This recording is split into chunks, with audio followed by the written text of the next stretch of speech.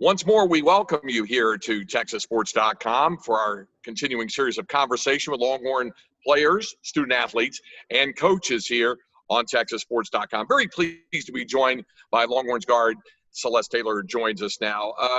First question that I usually ask of a student athlete between the freshman and the sophomore year is, do you feel completely free from the freshman campaign? Now, having said all that, I would imagine it's a little bit different for you given the fact that nobody was able to completely finish the season in all of college athletics in the spring. So how different has that been for you in wrapping up your first year in intercollegiate athletics? Yeah, I mean, you don't know what to expect. So it's kind of hard. And I think that not being able to complete the Big 12 tournament and the NCAA tournament and go as far as I think we could have gone, it's pretty difficult. But, we just got to go with the flow and just approach every day as a new day. Did you feel as though the team had really kind of come together late in the year? You had the very good way to end the regular season there in the regular season finale, and all those seniors that were saying goodbye for the last time, that going into Kansas City, you guys were kind of peaking again and had an opportunity to perform really well at the Big 12 tournament? Yeah, I think we were going to do really, really well, and we were just so into it, so excited, and you can tell by the energy in practice, in the locker room. And we were just so ready and excited and jacked up to just go out there and compete. How would you describe, in looking back over it, the completion of your freshman season, that when you think about it going all the way back to the first game in Tampa against South Florida and then coming through the non-conference schedule and going through Big 12 play, how would you describe, in looking back over the totality of your first year in women's college basketball, how it went for you? So as a freshman, it's pretty hard. You just have to find your groove. You have to find your place in the system and the style of play. So it took a couple games for me to just get into it and play how I know I can play and just feel comfortable. My teammates were always there. My coaches were always there. They helped me out through everything that I needed possible, but it was just a learning experience. It was a learning process, and I just had to understand that. And as the year went on and as the season went on, I felt more and more comfortable just to be playing for the University of Texas and there. What part of your game did you feel you had come the farthest in progressing? And by the same token, the areas that you're really anxious to get back and attack and improve upon as you go into your sophomore season this fall? For me, it's always just the basics. I'm just learning the game and playing the game, from shooting to my ball handling to my passing. I always want to focus on the basics of basketball and just, everything that I can focus on. For me, I think the game pretty much slowed down to me. It was kind of easier to do certain things. So as the year went on, it was kind of easier to read stuff and, just play how I can play and play how I know how to play. So, yeah. Here's questions that I always put to student athletes who just finished up their first season. Things like how the whole student athlete combined experience went for you. First year on campus, first year a long way from home, by the way, and then the whole thing about time management and working all that into the whole academic experience. Describe, if you can, what that was like to go through it as a freshman and to emerge the other side, even with all of the other things that have happened lately with the pandemic and all, but just to go through that first time, to experience it and to come out of it the other side. Yeah, it was hard. I mean, you go into college and everybody always tells you the biggest thing is time management. And you don't really understand it until you're truly in that spot. So for me, I kind of had the experience of USA basketball, and, everything is on a schedule. You're just on a schedule 24/7, especially with USA basketball. So coming into college, I kind of had that experience, and I love school. Like, I just love being in class and learning. So, that's just how I am. So it wasn't really that bad, but I guess it was just like, you have meetings, you have class, you have study hall, you have to go straight to practice. After practice done, you want to put up shots. So it's like you're in there, you don't get back to your room till like 8 at night. So you leave at 8 in the morning to get to class, and then you don't get back till 8 that night. So I guess it's just like the time. For me, it was also being away from my family. In high school, I'd come home and I would see my family, eat dinner with my family. and I would just be back and forth. But at college, I'm far from home and I can't see them. So I slide in FaceTime calls and, just regular calls when I'm walking to class, or if I'm just about to go into practice. I just try to get my calls in here and there. I guess things got a little bit different when you got home earlier than was originally planned and all that. Now, you mentioned about missing your family. Has all this extended time with your family kind of run its course now? I mean, and eager to get back with your teammates and everybody? Yeah, for sure. I mean, I'm blessed to be able to, still work out and have a gym. But honestly, this family time, I think it's much needed because I never know when I'm going to get this time back. Like, this is something that's once in a lifetime kind of for me because, I don't really plan on coming back to New York. So my family's always going to be here. Even after college, I don't plan on coming back really. So it's kind of hard, but I'm just trying to enjoy it. Once I leave, I don't think I'm going to be able to come back for this amount of time, this long of a time. So obviously, you guys have little bickers, little arguments here, but at the same time, just enjoying, and it's family, and I love them. They're like my world. So You mentioned the having the benefit of being able to have an area where you could go and get your work in. Tell everybody a little bit what that has been like for you to finish the semester online because of the coronavirus pandemic, and then what it did to you and how you responded to all of a sudden the physical element being taken away, and then you kind of had to figure that out for yourself to be able to find a place to continue to work on your game and to work on your condition. yeah, so for me, I finished off the year really strong. I'm pretty independent, so I like to do my work by myself. So the kind of Zoom situation is good for me, just me personally. But I've been able to, I go running every morning. I run at least 5 miles a day. And then I work out twice a day. I work out at 9 and I work out at 3. My trainer, he knows someone who has a small gym. It's not big, but it's a place where I could just shoot, so that's all that really matters is form shooting, little jump shots here and there. So it's just a place where I can go to just, relieve the stress, get up shots, and just keep getting better each and every day. How much you miss your teammates? A lot. I mean, when you're just with them all the time. Like, I was with them every second of every day, and like, Izzy is one of my best friends. So, we literally spent every day together, like walking to practice, leaving practice, and she's all the way in Australia, and the time change is pretty hard. But even Joanne, me and Joanne talk every day.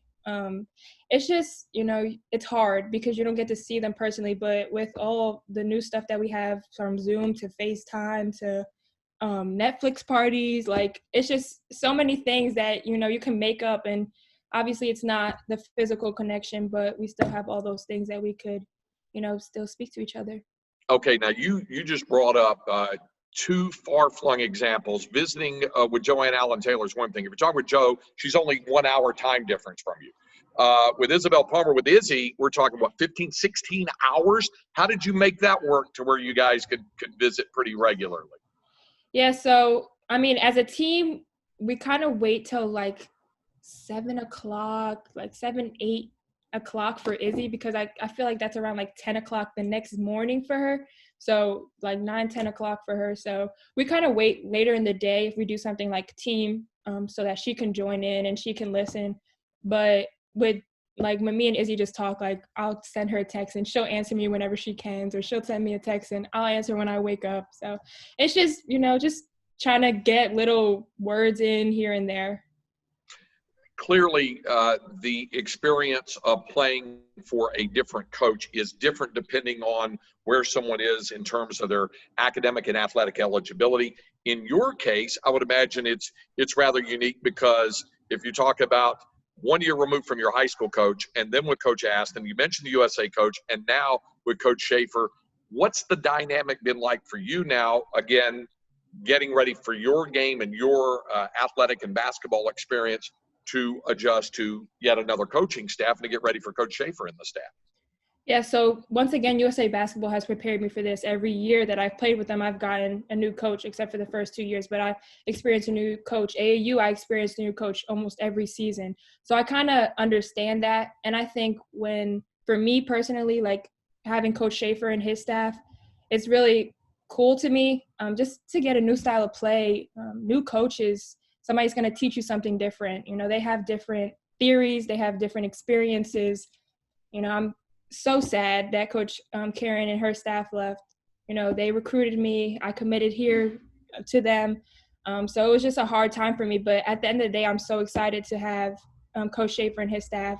They recruited me. So, I kind of get a little feel here and there. But, the fast pace, the 94 feet of playing defense, I'm with it. I'm all in. I'm so excited. And I'm just ready to get to work with them and my teammates. You brought up the fact that Coach Schaefer recruited you. When I visited with him and Deanna Jackson-Durrett, obviously his assistant who works with the guards, they talked about how familiar they were with your game. What have the conversations been like with you and Coach Schaefer and Deanna, as well as the evolution of your game as it relates to what you do as a shooting guard, if they need you also running the point? The one thing they all said was that you're like, Coach, whatever you need, I'm there for you. And being so, I would imagine that's also part of looking forward to having an opportunity to see what you can do for them.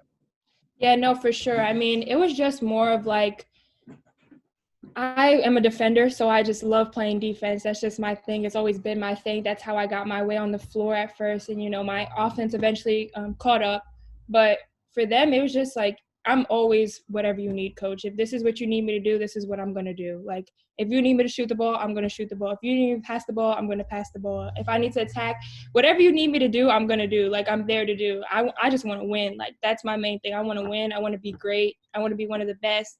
That's what I want to do. So every day I'm going to give you 110%. That's just how I am. That's just how I was raised. So to me, like, having all the conversations with them, I'm happy that they have the same mindset and they just want to get after it. They want to go in the gym and they want to work. They want to win.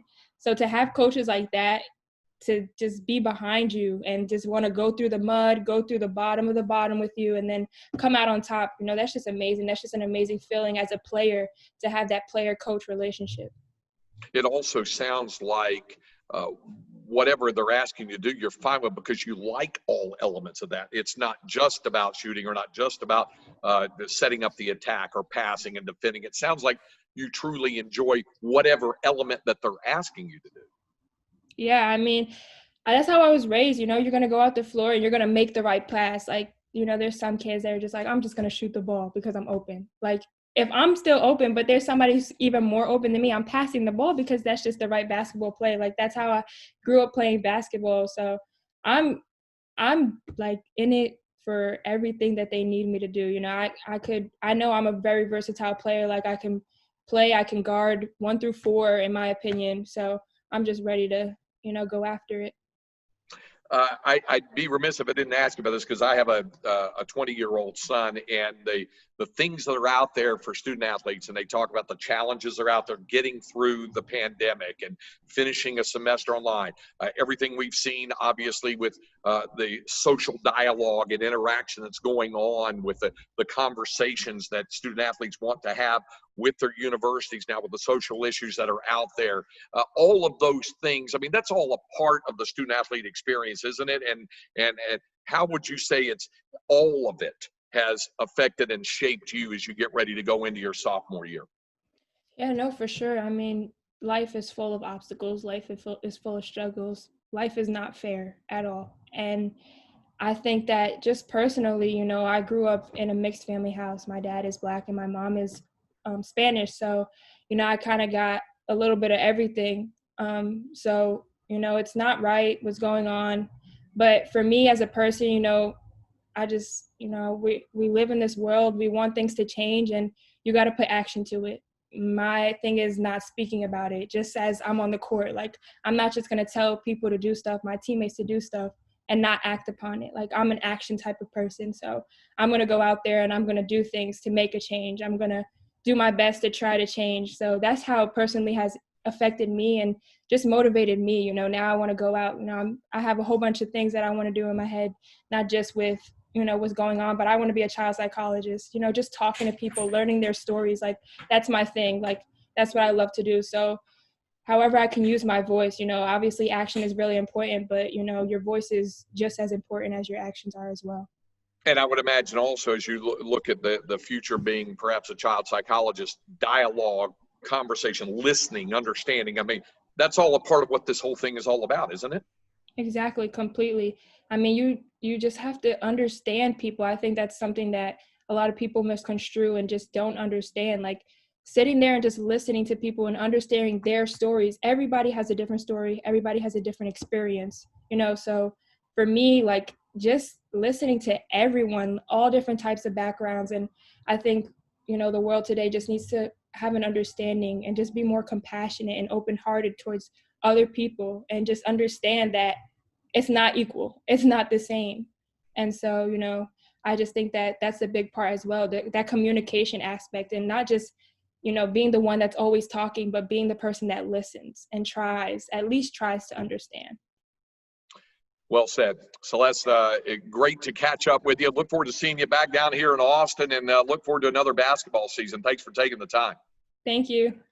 All right. That's Celeste Taylor. We thank you for joining us once again for our conversations here on TexasSports.com.